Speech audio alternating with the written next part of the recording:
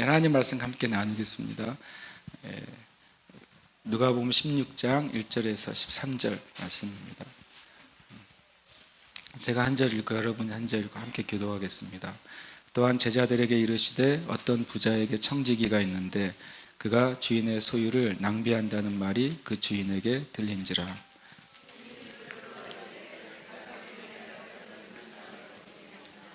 내가 보던 일을 세마라. 청지기 직무를 계속하지 못하리라 하니 청지기가 속으로 이르되 주인이 내 직분을 빼앗으니 내가 무엇을 할까? 땅을 파자니 힘이 없고 빌어먹자니 부끄럽구나. 내가 할 일을 알았도다. 이렇게 하면 직분을 빼앗긴 후에 사람들이 나를 자기 집으로 영접하리라 하고 주인에게 빚진 자를 일일이 불러다가 먼저 온 자에게 이르되 네가 내 주인에게 얼마나 빚졌느냐? 이르되 여기 내 증서를 가지고 빨리 앉아 50이라 쓰라 하고 또 다른 이에게 이르되 너는 얼마나 빚졌느냐? 이르되 밀 100석이니이다. 이르되 여기 내 증서를 가지고 80이라 쓰라 하였는지라. 청지기가 이를 지혜 있게 하였으므로 칭찬하였으니 이 세대의 아들들이 자기 시대에 있어서는 빛의 아들들보다 더 지혜로움이니라. 내가 너희에게 말하노니 불의의 재물로 친구를 사귀라. 그리하면 그 재물이 없어질 때에 그들이 너희를 영주할 처소로 영접하리라. 충성된 자는 큰 것에도 충성되고 지극히 작은 것에 불의한 자는 큰 것에도 불의하니라. 너희가 만일 불의한 재물에도 충성하지 아니하면 누가 참된 것으로 너희에게 맡기겠느냐?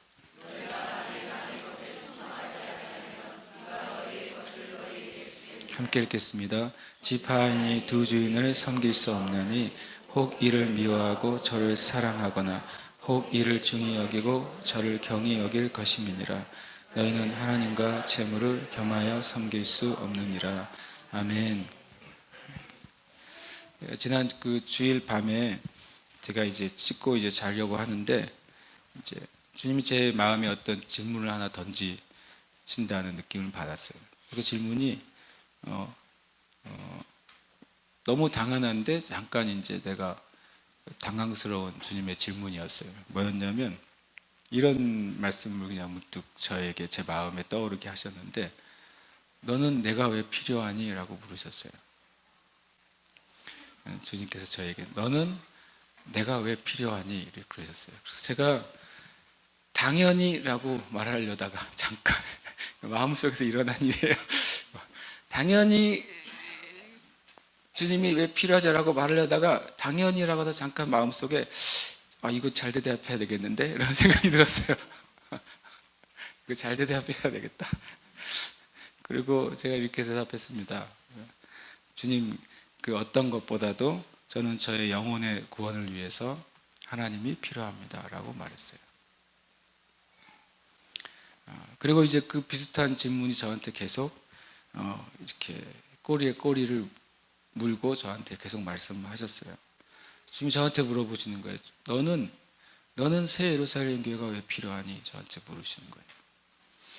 처음에는 하나님이 저에게 너는 내가 왜 필요하냐 물으셨어요. 그래서 하나님 필요하죠. 그런데 그 질문이 저한테 그 순간 당연하면서도 잠깐 생각하게 만들었어요. 그리고 주님이 곧 이어서 너에게 뭐 좋으나 싫으나 잘하나 못하나 어쨌든 교회를 개척하게 하셨잖아요. 너에게 새 예루살렘 교회는 왜 필요하냐 그러셨어요. 이건 또 어렵더라니까요. 이거는 처음에는 나름 제가 답안지를 갖고 있는 질문이었단 말이죠.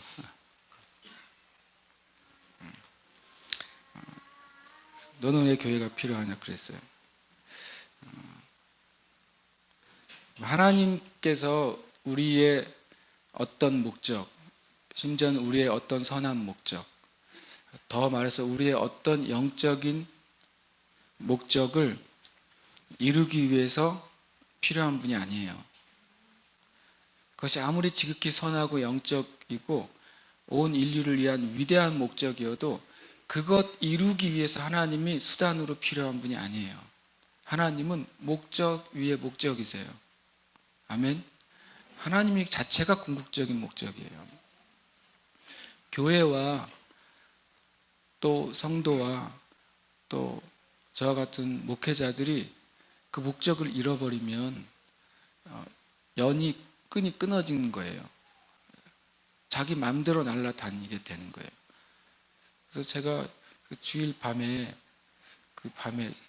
이제 편히 잠을 자야 되는데 주님이 씻고 나와서 이제 자려고 하는데 그 질문을 물으셔가지고 고민이 아니라 많은 생각을 하게 됐어요. 그 밤에 누워가지고 나는 하나님이 필요해요.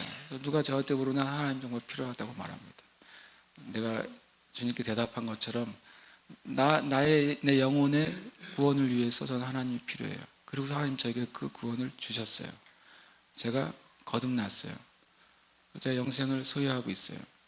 그래서 마지막 날 끝날에 영원한 하나님을 들어갈 것을 내가 믿고 알아요. 그런데도 난 하나님이 필요하더라고요.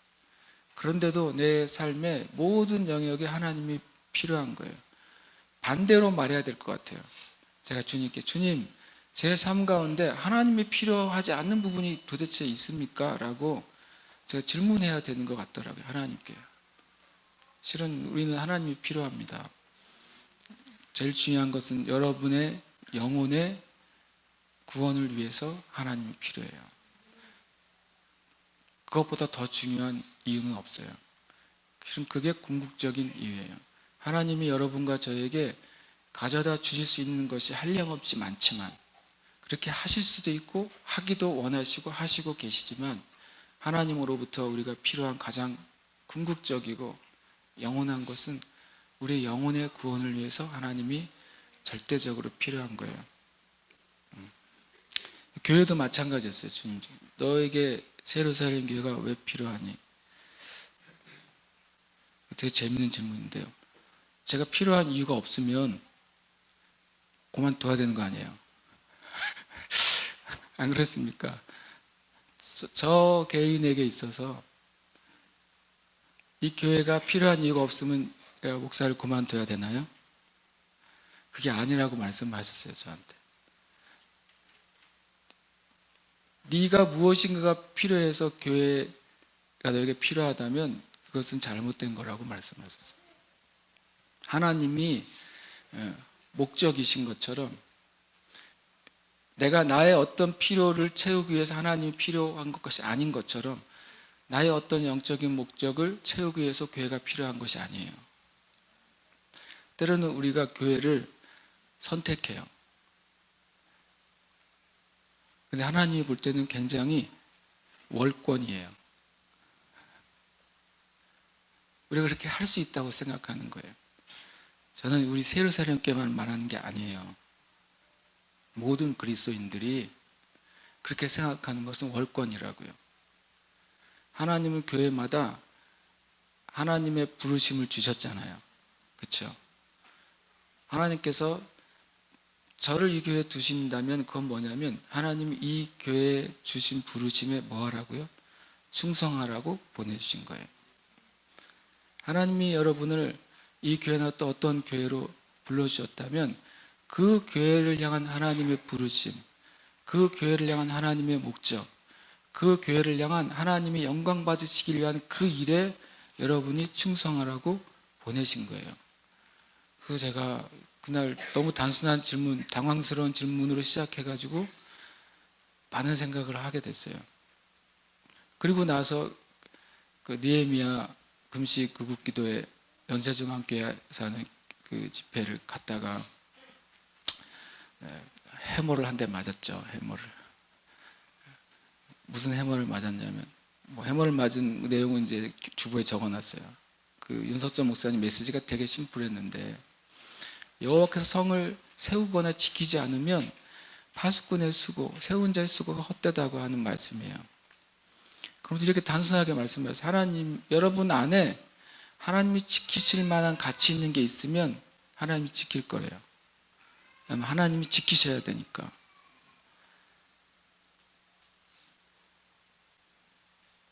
그런데 그리스도인들 안에 하나님이 지켜줘야 될 것이 하나도 없다면 그리스도인들이 하나님 나를 지켜달라고 어떻게 요구할 수 있겠냐는 거예요.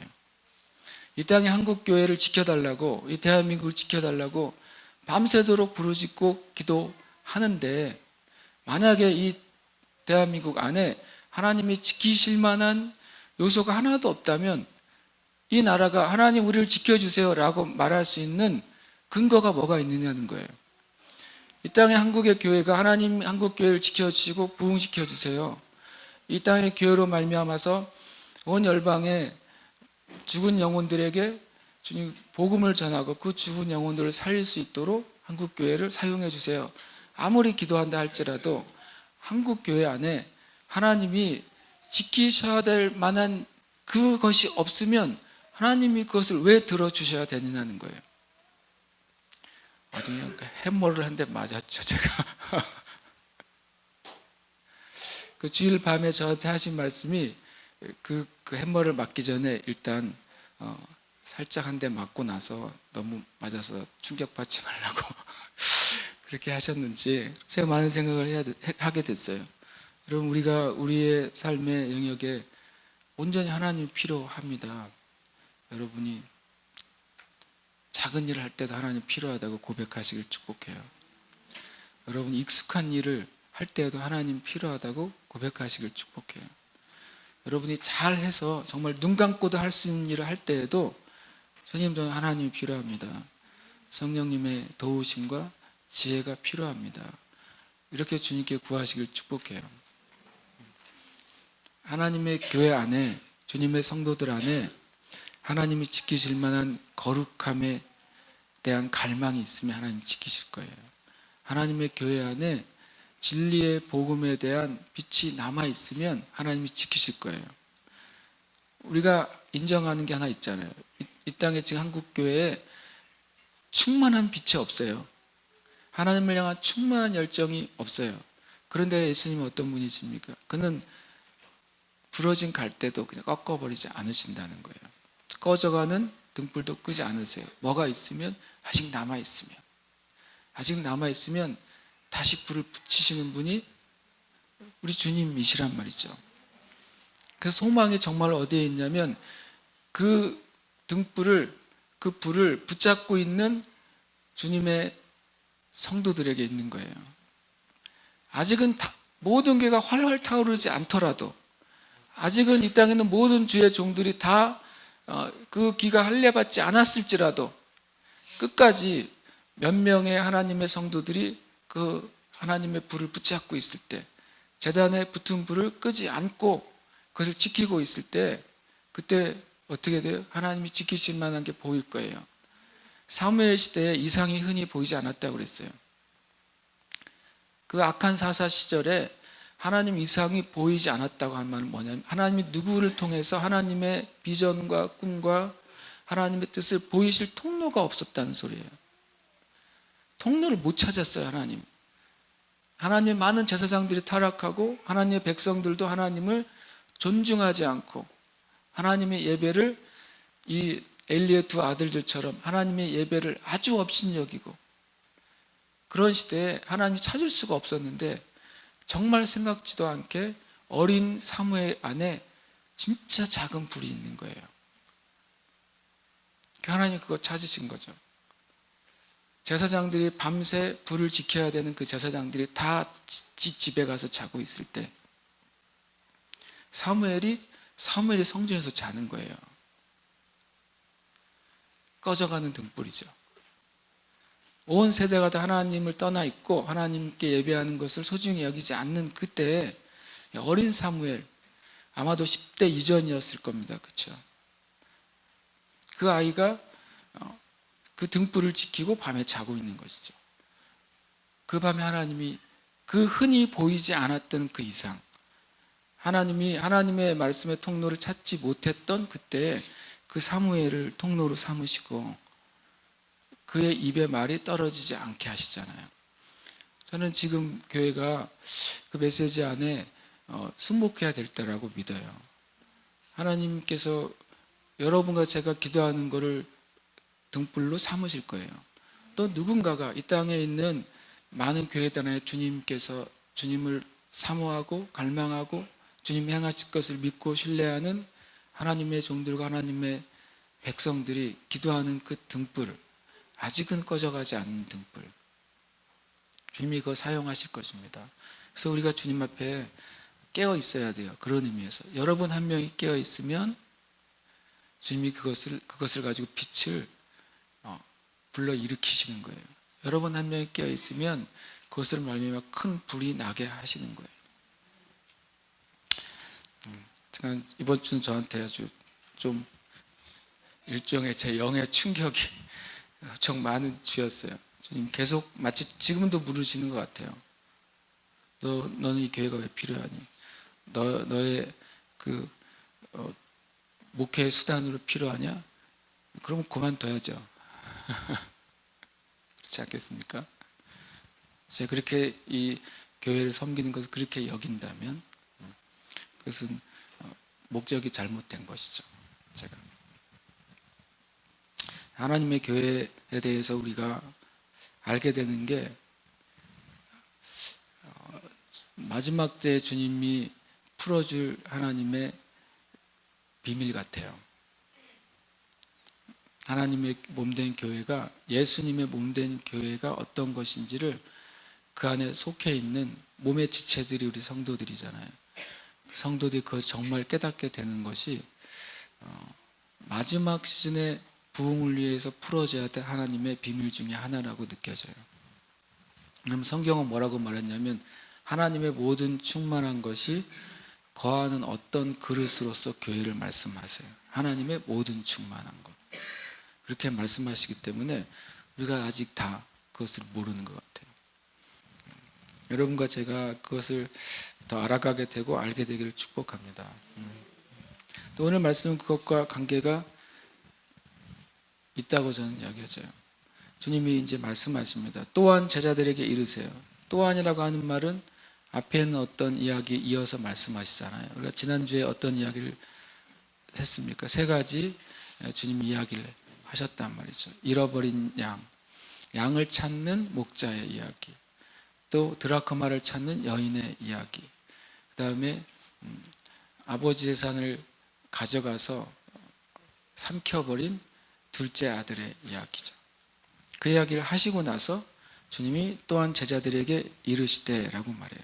그 또한은 실은 위에 있는 세 개의 이야기에 연결되기도 하지만 마지막 이야기, 우리가 흔히 말하는 탕자의 이야기, 실은 용납하시는 아버지의 이야기죠. 아버지의 이야기에 딱 걸쳐서 마치 브릿지가 연결된 것처럼, 다리가 연결된 것처럼 딱 걸어가지고 이야기가 시작돼요.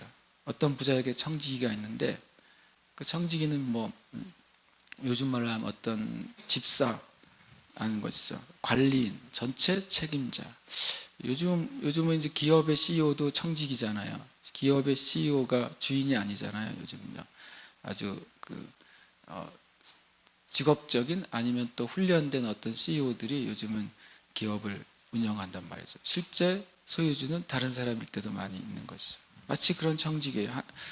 소유를 낭비한다는 말이 들립니다. 재미있게도 이 낭비한다는 표현이 어디에 나왔습니까? 바로 15장 14절에 탕자가 아버지의 소유를 다 모아가지고 먼 나라로 가서 허랑방탕하며 그것을 낭비했다고 하는 그 말에 딱 여기에 걸린 거예요. 결국에는 이 이야기는 세 개의 이 앞의 이야기 중에 마지막 탕자의 이야기에 걸려있는 메시지라는 것을 우리가 알 수 있어요. 탕자의 어떤 상태와 관계가 있어요. 그리고 탕자의 어떤 상태는 우리들의 상태와 관계가 있어요. 그리고 우리들의 상태는 하나님 아버지와의 어떤 문제하고 관계가 되어 있어요. 그렇게 스토리가 연결되어 있다는 것을 이해하고 말씀을 읽어야 됩니다. 그러면서 주인이 부릅니다. 뭐냐면 내가 너에 대해서 들은 이 말들이 어떻게 된 것이냐. 네가 보던 일을 세매라. 내가 청지기의 직무를 계속하지 못할 것이다. 이렇게 말을 하죠. 청지기로서는 청천벽력 같은 소리죠. 그동안 잘 해먹고 있었는데 누가 찔러가지고 그동안 내가 하고 있던 게 드러나 버린 거예요. 그런데 아십니까? 하나님의 차원으로 본다면 누가 하나님한테 말한다고 하나님이 아시게 되는 게 아니죠. 하나님은 다 보고 계시고 다 듣고 계시잖아요. 마치 우리가 얼마나 미련한지 누가 나에 대해서 얘기했다 그러면 굉장히 발끈하고 화가 나고 도대체 뭐라고 얘기했는지, 긍정적으로 얘기했는지 부정적으로 얘기했는지, 제대로 얘기했는지 내 말을 꼬아서 얘기했는지 엄청 궁금하지 않습니까? 여러분 기억하셔야 돼요. 그분은 다 알고 있어요. 그분은 다 보고 있고 다 알고 있어요. 누가 얘기하지 않아도 그분이 다 알고 있어요. 그래서 한편으로는 하나님을 두려워해야 되고 한편으로는 주님을 찬양해야 돼요. 마지막 때 주님 숨겨진 것을 다 드러내시고 어둠에 감추인 것을 드러내시고 칭찬이 있을 거라고 그랬어요. 남들이 칭찬해 주지 않았던 그것, 하나님은 여러분의 마음의 동기를 아세요. 여러분이 혹 선한 마음과 동기로 행한 하나님의 의인데 사람들이 몰라요. 알아주지도 않아요. 이해하지도 못해요. 그런데 마지막 때 주님이 감춰진 것을 드러내시고 칭찬하실 거라고 말씀하세요. 지난주에 제가 그 말씀 드렸죠. 진짜 역사는 하늘에 기록돼요. 진짜 역사는 하늘에 기록된 것입니다. 진짜 얼굴은 밤이 돼서야 알 수 있지만 진짜 역사는 하나님 나라에 갈 때 다 기록돼요. 숨길 수가 없어요. 그래서 이 3절에 이렇게 말하면 성지기가 뭘 알았냐면 속으로 뭐라고 말하면 내가 이 직분을 빼앗기면 어떻게 해야 되냐면 자기가 지금 참 재밌는 말이죠. 땅을 파자니 힘이 없고 빌어먹자니 부끄럽구나. 무슨 심파극의 한 소절 같은데 여러분 맡겨진 직분을 잃어버릴 때 두 가지가 나타나는데 그것이 뭐냐면 수고와 부끄러움이에요. 아담과 하와가 범죄했을 때 그 저주의 내용이 두 가지 아닙니까? 사람이 범죄하고 하나님의 법을 떠났을 때 그 인생에게 부여된 그 저주의 짐이 두 가지예요. 뭐예요?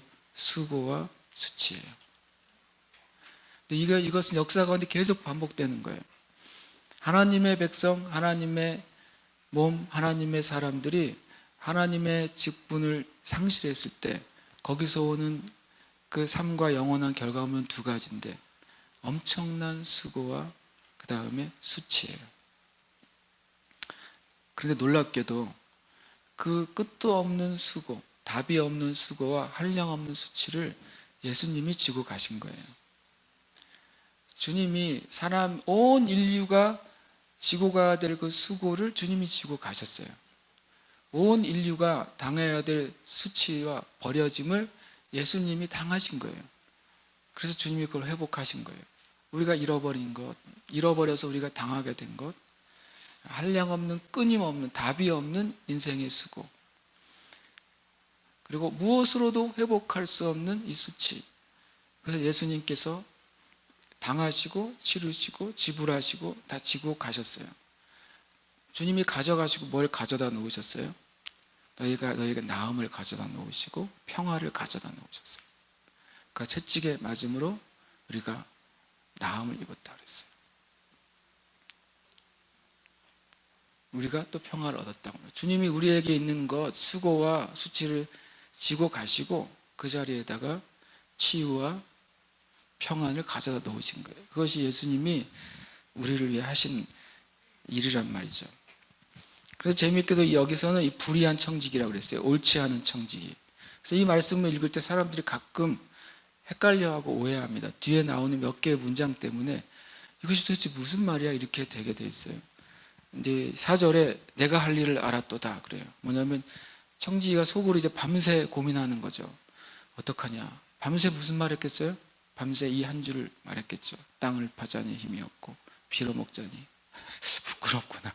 밤새 어떻게 할까 하다가 결론을 딱 하고 새벽녘에 깨달았을 거예요. 아, 내가 할 일을 알았다. 그리고 아침에 불이 나게 일어나서 어떻게 합니까? 주인에게 빚진 자들을 불러 모아요. 그래서 무슨 황당한 일을 하는 거예요. 공문서 조작. 안 그렇습니까? 공문서 조작. 얼마 전에 농협과 수협에서 가짜로 문서를 조작해서 대출을 받고 한 20억 대출해주고 한 몇천만 원 받고 이런 걸 여러 번 하다가 걸렸어요. 허다하게 많은 거예요, 이 나라에 그런 일이. 그러면서 말합니다. 처음에는 기름 100마를 50마리라고 반으로 탕감해주고 밀100석을 80석으로 탕감해 주는 거죠. 탕감 받은 만큼 뭘 얻는 거예요? 권리를 얻은 거예요. 그러니까 내가 탕감 받은 후에 탕감 받은 양만큼의 뭐를 누릴 수 있어요? 권리를 누릴 수 있다고 생각한 거죠. 근데 그것이 맞았어요. 어떻게 가능한가? 고대 법에 의하면 그 청지기에게 그 일이 직분이 맡겨지잖아요. 그가 그 일에서 그만두더라도 그 전에 했던 사인은 유효해요. 이 청지기가 그걸 아는 거예요. 권리가 뭔지를 알았어요. 주인이 나를 그만두게 하면 나는 권리가 박탈되면 아무것도 할 수 없어요. 그런데 권리가 주어져 있는 그 하루 동안의 권리를 사용한 거예요. 그래서 와서 사인을 다시 했을 때 청지기는 주인의 그 권리를 그대로 가지고 있어요. 그래서 사인을 했단 말이죠. 탕감을 했어요. 100에서 50으로, 100에서 80으로. 그 문서가 딱 있는 한 청지기는 이제 잘렸어요. 나중에 주인이 봤을 때 이거라고 해도 소용이 없어요. 그때 그것은 유효하게 됐어요. 실은 굉장히 고대 그 법들이 엄청나게 그 일꾼들에 대한 권리에 대해서 굉장히 잘 돼 있었어요. 오히려 지금보다 훨씬 더. 그것을 사용한 거죠. 그래서 이걸 누가 오해해가지고 주님이 칭찬했으니까 이렇게 해도 되나 보다라고 생각하는 분들이 없으시길 축복합니다. 왜냐하면 주님이 뭐라고 표현했냐면 8절에 보면 이렇게 말했죠. 이 옳지 않은 청지기라고 그랬어요. 옳지 않다고 그랬죠. 옳지 않은 청지기가 이를 지혜롭게 하였으므로 칭찬하였으니. 칭찬의 내용은 뭐냐면 이 사람이 잘했다는 소리가 아니라 청지기가 미래를 준비하는 그 지혜에 있어서 칭찬을 한 거예요. 그렇다고 안 잘렸겠어요? 잘렸습니다. 그러면서 주님이 하고 싶은 말은 청지기가 그런 식으로 했다는 것을 칭찬하려고 하는 게 아니라 진짜 주님이 나누고 싶은 말은 8절 후반절에 있습니다. 이 세대의 아들들이 자기 시대에 있어서는 빛의 아들들보다 더 지혜로움이니라. 이게 굉장히 난해 구절이에요. 그 다음 구절은 더 난해 구절이에요. 내가 너에게 말하노니 불의의 재물로 친구를 사귀라. 그래야만 그 재물이 없어질 때 그들이 너희를 영주할 처소로 영접하리라. 도대체 이게 무슨 소리냐? 라고 말해요. 밑에 10절 이후는 다 사람들이 이해도 되고 긍정도 하고 맞습니다 라고 말하는데 8절 9절은 사람들이 저는 여러 번 이 구절에서 질문을 받았어요. 이게 도대체 진짜 무슨 뜻입니까? 하는 질문을 받게 돼요. 이게 굉장히 재밌는데 잘 들어보시면 뭐냐 이런 거예요. 이 세대의 아들들이 자기의 세대에 있어서는 이런 식으로 자기의 미래를 준비한다는 거예요. 이 세대는 뭡니까? 주님이 이 세대라고 말하는 것은 하나님에 속한 세대를 말하는 게 아니에요. 하나님에게 속하지 않은 세상적인 그 세계를 말하는 거예요. 우리가 같은 땅에 살고 있지만 영적으로는 다른 세계 안에 살고 있는 것입니다. 예수 그리스도를 믿을 때 우리가 사망의 법에서부터 어디로 옮겨왔다고 그래요? 성령의 생명의 법으로. 법 적용이 다른 것은 무슨 의미를 말하는 줄 아세요? 그가 어느 나라에 속해 있느냐가 다른 거예요. 그렇죠? 이 나라에 속해 있을 땐 대한민국의 법에 적용을 받지만 이 나라 안에서도 미 대사관 안에 있는 사람들은 이 대한민국의 법에 속하지 않고 미국의 법에 속해 있어요. 같은 땅에 살고 있지만 다른 법의 적용을 받아요. 그리스도인들은 영적으로는 이 땅에 살고 있지만 영적으로는 하나님의 나라의 법에 속해 있어요. 그런데 안타까운 것은 뭐냐면 하나님의 백성들이 거듭나고 구원받은 백성들도 이 땅에 살면서 이 땅의 법, 법에 계속해서 산다는 것입니다.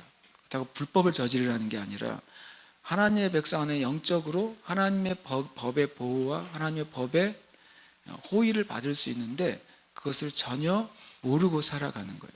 그래서 하나님의 은혜를 받을 수 있는 영역도 그리스도인들이 그 권리와 진리를 모르기 때문에 하나도 적용을 받지 못해요. 그래놓고 주님을 원망해요. 주님, 내가 주님께 엄청 기도했는데 왜 안 들어주세요? 그래요. 하나님은 이렇게 말해요. 이미 나는 내가 나의 법에 적용을 받도록, 생명의 법, 성령의 법에 적용을 받도록 내가 너를 빼내왔는데 너는 어째서 다시 이 땅의 법칙 안에 들어가서 살면서 나에게 도와달라고 하냐는 거죠. 주님이 기도를 들어주지 않겠다는 게 아니에요. 여러분과 제가 부산을 가고 싶은데 호남선 열차에 타고서 간절히 기도하는 거하고 비슷해요. 어디로 옮겨달라고? 부산 가게 해달라고 기도하는 거하고 비슷한 거예요. 우리가 어느 법 안에 있는지를 이해하면 그 열매를 얻을 수 있어요. 이 세대의 아들들과 그래서 비교하고 있습니다. 주님이 이 세 아들들이 자기들의 세대에 쓴 이런 지혜를 갖는데 어떤 지혜요? 미래를 놀랍게도 악한 지혜를 가지고 준비한다는 거예요. 그래서 자기의 화를 모면한다는 거예요. 그런데 빛의 아들들보다 지혜롭대요. 그 말은 거꾸로 뭐예요? 빛의 아들들이 뭐에 대해서 준비할 줄을 모른다고요? 진짜 미래에 대해서 자신의 삶을 준비할 줄을 모른다는 거예요. 그래서 이게 무엇과 연결되어 있다고요? 탕자와 연결되어 있어요. 탕자가 아버지에게 몫을 받았어요. 그렇죠? 엄청난 재산을 받았어요. 탕자는 아버지의 아들이었음에도 불구하고 그 이야기에서 영적으로는 하나님께 속해 있는 자녀였음에도 불구하고 하나님께 받은 그 보이는 이 땅의 재물과 물질을 어디다 쏟아버렸어요? 세상에 그냥 낭비했어요. 그걸 제가 뿌려버린다고 표현했죠. 뿌려버렸어요. 준비하지 못했어요. 그래서 그가 빈손이 된 거예요. 하나님 우리에게 이 말씀을 또 가르치신 거예요. 예수님께서 너희가 이 땅에 보이는 물질을 가지고 영원한 것을 준비할 수 있다는 놀라운 얘기를 하시는 거예요. 보이는 물질이 놀랍게도 영원한 것을 위해 사용될 수 있다. 유한한 물질이 영원한 세계를 위해서 준비될 수 있다. 이것이 주님이 우리에게 실은 말씀하시는 근본적인 메시지예요. 주님이 되게 재밌어요. 이 상자의 얘기를 가지고 전혀 다른 고리를 끌어내셔서 이 메시지를 시작하시는 것이 굉장히 놀랍습니다. 주님은 때로는 주님의 메시지는 논리적인 메시지가 아니라 하늘의 메시지예요. 그래서 하늘의 영역 가운데서 그것을 그냥 가지고 내려오세요. 그래서 하나님의 진리가 하나님 영역에 가야 연결되어 있는 것을 우리가 볼 수 있을 때가 굉장히 많습니다. 그러면서 9절에 주님 말씀은 내가 너에게 말하노니 불의의 재물로 친구를 사귀라. 불의의 재물은 불법한 재물을 말해요. 하지만 성경에서 불의의 재물을 말할 때 무슨 재물을 말하냐면 하나님께 속하지 않는 이 세상의 재물을 의미해요. 그리고 또 다른 의미로는 보이는 세대의 재물을 의미해요. 보이는 모든 물질을 의미하는 것입니다. 불의의 재물로 누구를 사귀라고요? 친구를 사귀라고 그래요. 주님이 이 말씀을 이렇게 하실 때는 이미 뭔가를 얘기하신 거예요. 그 전에 14장 13절에 주님이 너희가 잔치를 베풀 때 누구를 초대하라고 그랬습니까? 너의 벗이나 형제나 부한 이웃을 초대하지 말라 그러셨어요. 그럼 또 누구를 초대하라고 그래요? 가난한 자 초대하라고 그러고 몸 불편한 자 초대하라고 그러고 다리 젖은 자 초대하라고 그랬어요. 그렇죠? 주님이 말씀하신 거예요. 너희가 이 땅에 사는 동안에 너희에게 맡겨준 보이는 물질, 너의 인생에게 부여된 이 땅의 것을 가지고 친구를 사귀래요. 그 친구가 누군지는 이미 말씀하신 거예요. 하나님의 사랑과 은혜가 그리고 너희들의 손길과 도움이 필요한 자들을 친구라고 말씀하셨고 그들을 사귀어라 이렇게 말씀하셨어요. 그러다 이제 말이 되죠. 그래야만 그 재물이 없어질 때 이 땅에는 모든 것은 언젠가는 한계가 있습니다. 그렇죠? 뭐 죽을 때까지 많은 부를 누리고 있는 사람 돼서 그 사람이 죽으면 그게 한계인 것이죠. 이 땅의 모든 물질은 다 끝이 있어요. 그런데 그 물질의 시간이 끝났을 때 그들이 뭐예요? 그들이 너희가 그 친구들에게 했던 그 하나님 안에서의 진정한 선행이 그것이 뭐예요? 너희를 영주할 처소로 인도할 것이다 그래요. 그리스도인들이 때로는 두 가지 생각을 가지고 있어요. 그리스도인들이면서 이 세상의 물질, 이 세상의 가치는 다 쓸모없는 것이야. 틀린 말은 아니죠. 그러니까 전혀 그것에 관심을 안 갖는 것이죠. 그래서 오히려 부유한 예수님들을 이상한 사람들로 생각하는 거예요.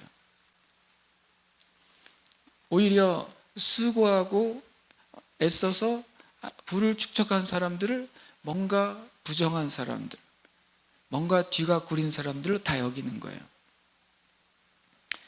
그럴 수도 있어요. 그러나 주님 그렇게 보라고 말씀하시지 않는 거예요. 또 반대도 있어요.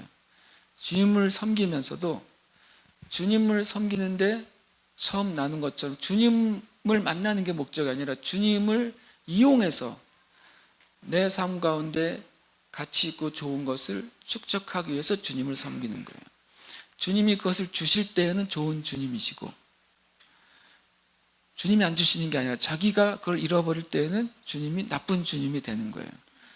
이 땅에 보이는 것에 대한 두 가지 극단적인 믿음이 이 땅 가운데 얼마든지 많습니다. 근데 주님이 그렇게 말씀하지 않으세요. 뭐냐면 이 땅에 있는 것, 이 땅에 속한 유한한 물질이 영원한 삶을 살아가는 재료가 될 수 있다고 말씀하세요. 그래서 이 땅에 있는 물질에 대해서 합당하게 사용하는 자는 영원한 삶을 위해 준비하지만 그 지혜가 없는 사람은 다 써버리고 남는 것이 없게 될 거예요. 구절도 같이 얘기하고 있는 거죠. 이 땅의 불의의 재물을 가지고 빛의 아들들이 무엇을 할 것인가 하는 거예요.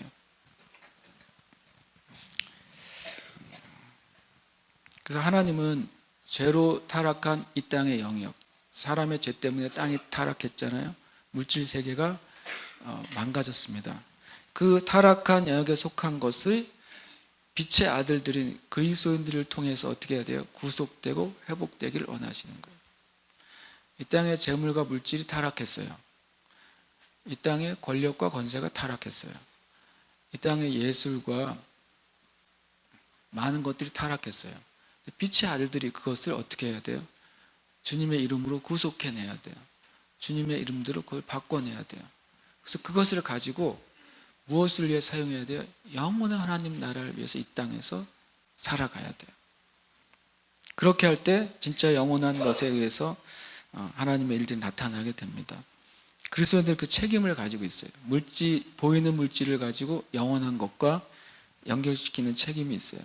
창세기 1장 28절에 주님께서 아담을 창조하시고 처음 주신 축복의 메시지가 나와 있어요. 하나님이 그들에게 복을 주시며 하나님이 그들에게 이르시되 생육하고 번성하여 땅에 충만하라. 땅을 정복하라.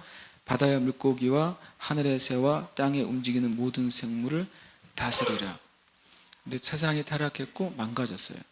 주님이 다시 되찾으셨어요. 우리 보고 그 책임을 마무리하라고 말씀하시는 것입니다. 10절과 12절은 그것을 바탕으로 해서 주님이 충성이란 말을 시작하세요. 탕자에게 뭐가 없었어요? 충성이 없었어요.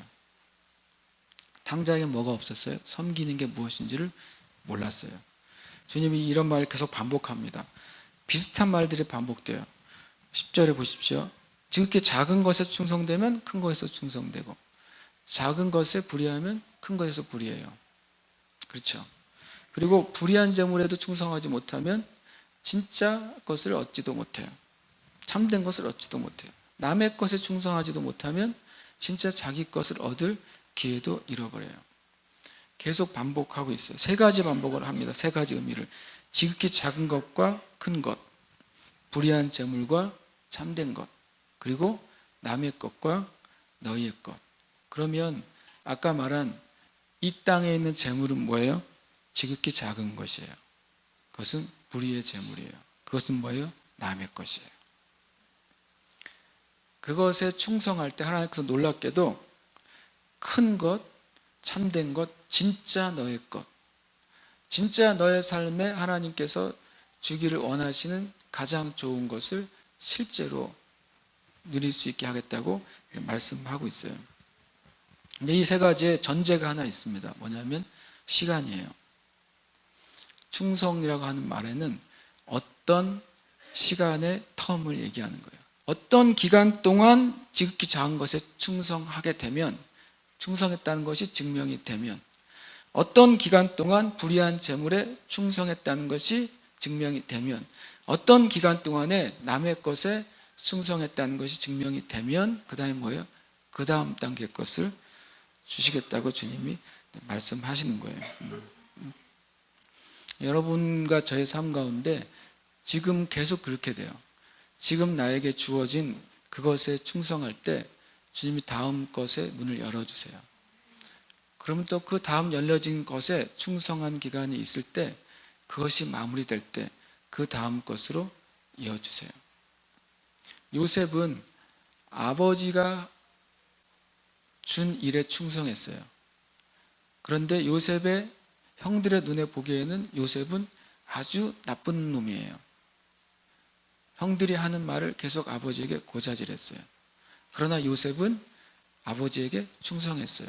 어느 정도로 충성했냐면 형들이 계속 이를 갈면서 욕을 하고 요셉을 옳지 않게 대할 때에도 요셉은 충성했습니다.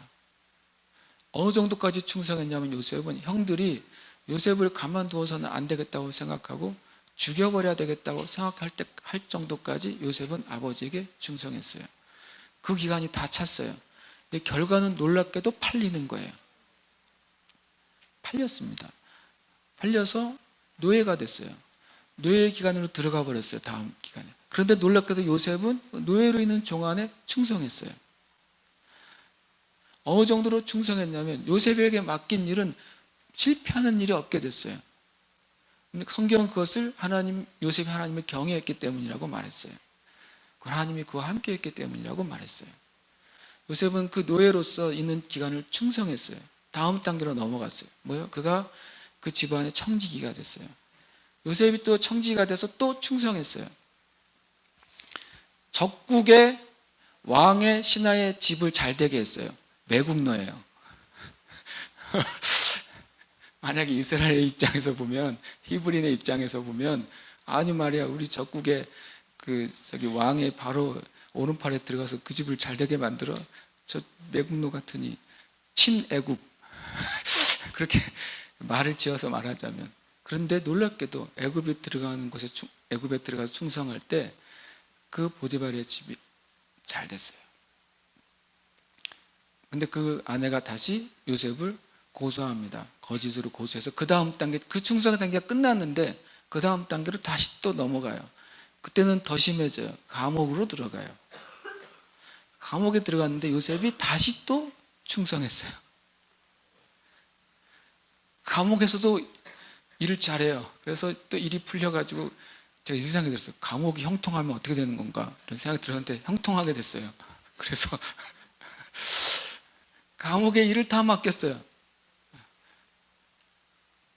그 충성이 끝났어요.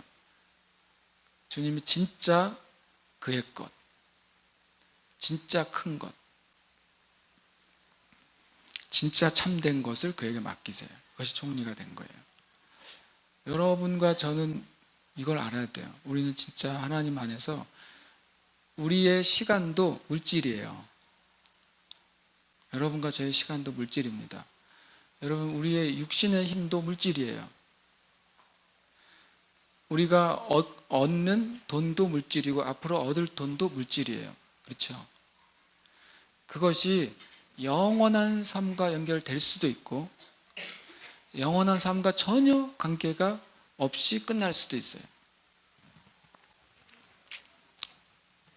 그래서 주님이 이 말씀을 하세요. 마태복음 25장 21절에 주님이 충성에 한 이야기를 이때 다시 한번 하세요. 그 주인이 이르되 잘하였도다 착하고 충성된 종아, 네가 작은 일에 충성하였으며 네가 많은 것을 내게 맡기리니 네 주인의 즐거움에 참여할지어다 라고 말했어요.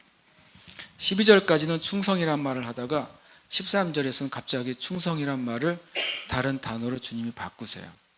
성경을 계속 읽다 보면 뭔가 이렇게 잡혀질 때가 있어요. 여러분 그 구름다리 아십니까? 철봉 이렇게 이쪽에서 저쪽으로 옮겨가잖아요. 다리 하나하나를 옮겨가야 돼요. 그 옮겨가기 위해서는 전제가 뭔지 아세요? 매달려 있을 수 있어야 돼요. 매달려 있는 힘이 있어야 다음으로 넘어가지 않습니까? 말씀에 여러분 매달려 있는 힘을 길러야 돼요. 말씀에서 떨어지지 않을 힘을 길러야 돼요.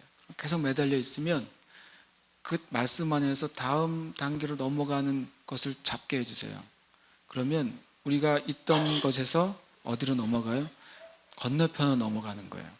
우리가 그동안 알고 있던 말씀의 영역에서 완전히 다른 차원의 말씀의 영역으로 넘어가요. 우리가 그동안 누렸던 은혜의 차원에서 완전히 다른 차원으로 넘어가요. 기도도 매달려 있으셔야 돼요. 기도도 10분 기도했는데 전혀 나에게도 아무 감동도 없고 주님의 응답도 없으면 더 매달리세요. 주님 앞에 더 매달리세요. 그럴 때 여러분이 넘어가 있는 것을 알게 될 거예요. 매달려 있는 동안에 넘어갈 수 있는 힘이 생겨요. 그러나 매달리는 것을 우리가 훈련하지 않으면 못 넘어갑니다. 예배도 마찬가지입니다. 우리 예배도 넘어가야 돼요.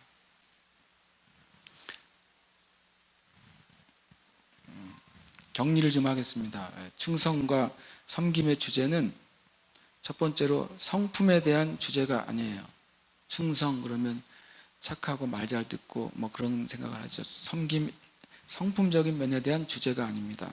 성품적인 면에서는 그것은 충성과 섬김은 성령의 열매 차원의 주제예요. 성령님 우리 안에 거하실 때 그리고 우리가 주님의 말씀을 따라 행할 때 우리의 성품이 바뀌어지는 거예요. 충성과 섬김의 주제는 능력에 대한 주제도 아니에요. 능력이 있는 사람이 잘 일하고 잘 해결하는 게 아니에요. 그리스도인에게 능력에 대한 주제는 하나님으로부터 오는 능력으로 성경은 말씀하고 있어요. 여기서 충성과 성품의 주제는 첫 번째로는요, 인생의 영원한 지혜에 대한 주제예요. 인생의 영원한 삶에 대해서 내가 지혜가 있는 사람, 없는 사람에 대한 주제예요. 두 번째로는 인생의 권리에 대한 주제입니다. 13절의 결론이 이렇게 맺으시는 거예요. 집 하인이 두 주인을 섬길 수 없나니. 그러면서 혹 이를 미워하고 저를 사랑하거나 혹 이를 중히 여기고 저를 경히 여김이니라. 너희는 하나님과 재물을 겸하여 섬길 수 없느니라. 충성 대신에 섬김이라고 말씀하세요. 이렇게 넣어도 똑같아요. 집 하인이 두 주인에게 충성할 수 없나니 너희는 하나님과 재물을 동시에 충성할 수 없다고 주님 말씀하시는 거예요. 근데 왜 섬김이라고 말씀하셨냐면 그것이 주인과 연결된 단어이기 때문에 그렇습니다. 충성이나 섬김의 문제는 누가 나의 주인인가 하는 거예요. 주인의 말 그대로 주인의 의미가 뭡니까? 누가 나에 대한 권리를 가지고 있느냐 하는 거예요. 여러분 지금 따라서 해볼까요? 누가 나에 대한 권리를 가지고 있는가? 또 한번 따라 해볼까요? 누가 내 생명에 대한 권리를 가지고 있는가? 한 번만 더 따라 해볼까요? 누가 내 재산에 대한 권리를 가지고 있는가? 충성은 그 문제예요. 이 세 가지 질문에 하나님이십니까? 아니면 여러분 자신입니까? 그것은 저도 동일해요. 누가 내 인생에 대한 권리를 갖고 있는가? 누가 내 생명에 대한 권리를 가지고 있는가? 누가 내 물질에 대한 권리를 가지고 있는가? 충성이란 말은요, 성품도 아니고 능력도 아니라 이 질문에 대한 대답이에요. 이 질문에 대한 진짜 대답을 하게 되면 여러분과 제가 충성이란 말의 의미를 비로소 알게 돼요. 누가 권리가 있느냐는 거예요. 누가 권리가 있느냐. 근데 여기에 그 권리에 놀랍게도 우리는 없어요. 둘이 나와요. 권리를 가지고 있는 존재 또는 권리를 가질 수 있는 존재는 하나님과 재물이래요. 나는 없어요. 왜 그런지 아세요? 하나님도 여러분과 저에 대해서 권리를 행사하고 싶으세요. 그런데 마귀도 물질을 통해서 여러분에게 권리를 행사하고 싶어요. 그런데 우리가 그 권리를 하나님께 인정하면 우리 하나님을 섬기는 삶을 살 거예요. 우리가 그 권리를 물질에게 인정하면 마귀가 물질을 통해서 우리가 그를 섬기는 삶을 살게 될 거예요. 주님이 놀랍게도 둘 중에 하나라 그러시고 제3의 길은 없다 그러세요. 그래서 주님의 말씀이 참 요즘 느끼는데 심각하구나 내가 그렇게 생각했어요. 엄청 심각하네. 주님의 말씀이 너무 심각한 거예요. 저한테 심각한 거예요. 그리고 충성과 섬김의 주제는 사랑과 존중에 대한 질문입니다. 누구를 그리고 무엇을 사랑하고 존중할 것인가. 섬김 다음에 주님이 이렇게 말씀해요. 혹 예를 드십니다. 이것은 미워하고 사랑하고의 문제다. 누구를 무엇을 미워하고 누구를 무엇을 사랑하느냐의 문제이며 누구를 무엇을 중요하게 여기고 누구인가 또는 무엇인가를 업신 여기느냐의 문제라고 말씀하는 것입니다. 우리는 하나님을 사랑하고 존중한다고 말하는데 만약에 나의 진짜 권리가 재물에게 있다면 우리는 하나님을 미워하고 하나님의 말씀을 경멸하는 거하고 똑같습니다. 여러분 이 세상에 누가 하나님을 무시하면서 잘 될 수 있는 사람이 있겠습니까? 우리를 지으신 하나님을 경멸하면서 그 삶에 행복할 수 있는 사람이 있겠습니까? 주님이 그 탕자의 얘기에 이어서 실은 전 이렇게 느꼈어요. 이것은 탕자 이야기에 덧붙여 주시는 보너스구나 라고 말씀하시는 것 같아요. 우리 기도합시다. 기도할 때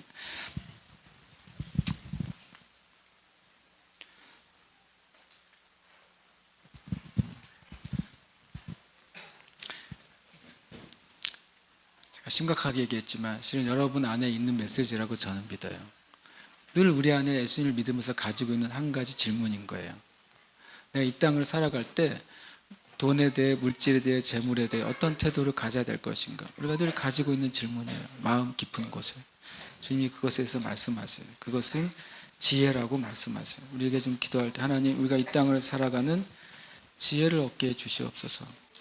영원한 것에 대한 지혜를 가지게 해 주시옵소서. 그리고 주님 우리가 충성과 섬김에 대한 하나님의 지혜를 가지게 해 주시옵소서. 우리 같이 함께 이 시간 기도하겠습니다. 하나님 아버지 감사합니다.